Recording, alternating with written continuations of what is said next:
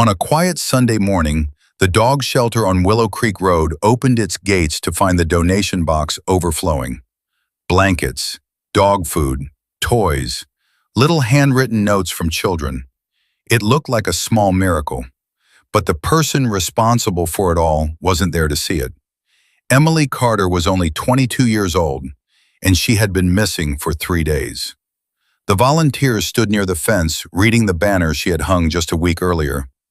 Every life deserves kindness. Emily believed that more than most people. She had organized fundraisers for stray animals since she was 16.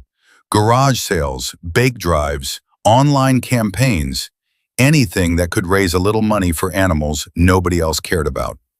The shelter called her their little hurricane of kindness.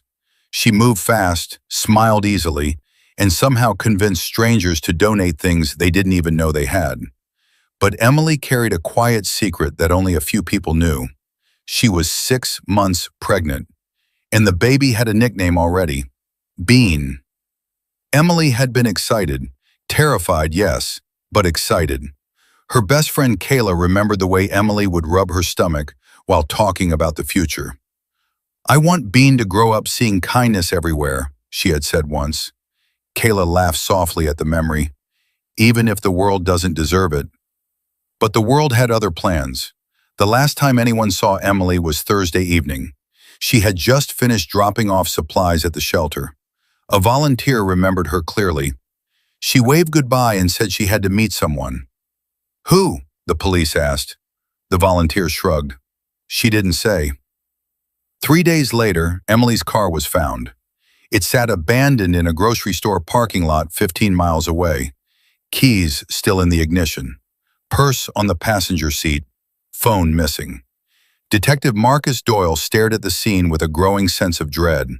Cars don't get abandoned like that without a story behind them, and pregnant women don't vanish without someone knowing why. The investigation started slowly. Emily had no enemies, no criminal record, no financial problems. Just a young woman working 2 jobs, organizing charity events, and preparing for motherhood. But one detail kept resurfacing: the father of the baby. Ryan Keller, 27, construction worker, Emily's boyfriend. Ryan told police he hadn't seen Emily that night. "We argued earlier in the week," he admitted. "About the baby?" Ryan nodded slowly. "I told her I wasn't ready, but he insisted they had made up. She said she'd handle things." Detective Doyle leaned forward. "What does that mean?" Ryan shrugged. "I thought she meant she'd figure out how to raise the kid." Doyle watched him carefully.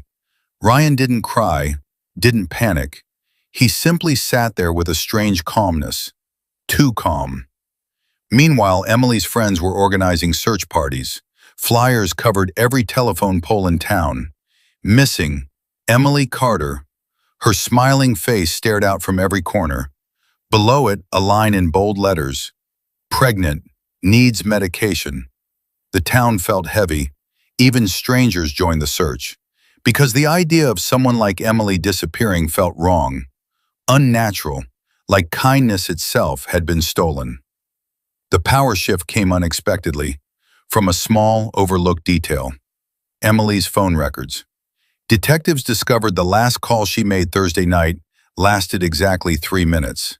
The number belonged to Ryan, but Ryan had told police he hadn't spoken to her that evening. When confronted, he hesitated.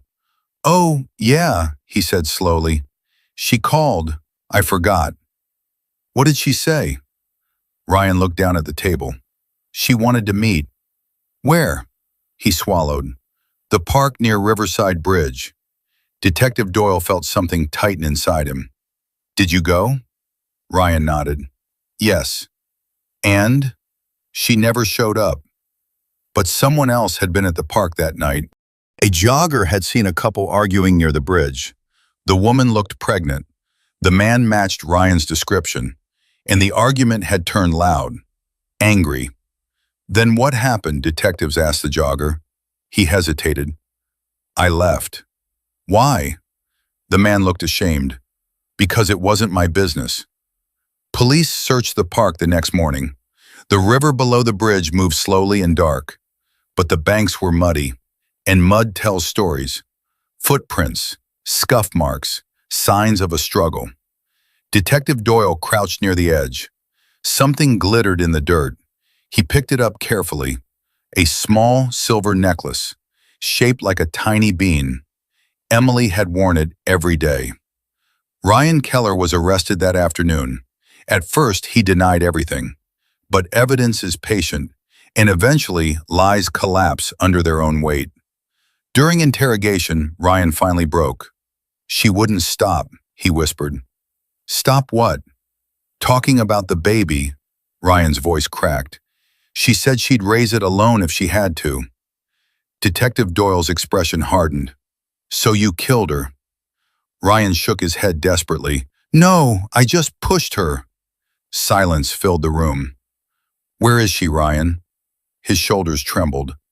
"I didn't mean for her to fall." Divers searched the river for 2 days. On the 3rd day, they found her. Emily Carter, still wearing the necklace, still carrying the baby she had called Bean. The entire town fell silent when the news spread. At the shelter, volunteers placed flowers beside the donation box Emily had filled with kindness just days earlier. Her banner still hung on the fence. "Every life deserves kindness." The words felt heavier now. The trial lasted 6 weeks. Prosecutors described how Ryan's fear of responsibility had turned into violence. How one moment of anger destroyed 2 lives. Emily's mother stood in court and held the tiny ultrasound photo Emily had framed on her dresser. "Her baby never even got a chance to breathe," she said quietly. Ryan Keller was sentenced to life in prison. Justice had been served. But justice does not fill empty rooms.